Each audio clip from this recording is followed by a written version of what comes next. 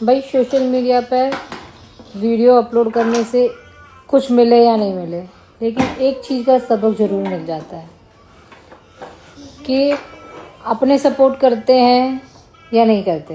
लेकिन अपने सपोर्ट नहीं करते हैं, यहाँ पर सिर्फ गैर ही सपोर्ट कर रहे हैं।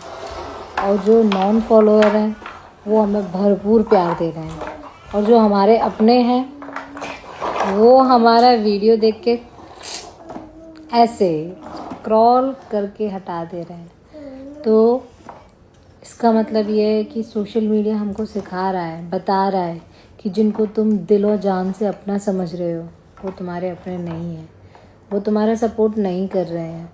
और जो दूसरे हैं जिनको तुम जानते भी नहीं हो, जिनको तुमने कभी कुछ हेल्प भी नहीं किया है, वो तुम्हें सपोर्ट कर रहे हैं, तुम्हें आगे बढ़ता देख के खुश हो रहे हैं, सपोर्टिव बन रहे हैं। तो ये है सोशल मीडिया।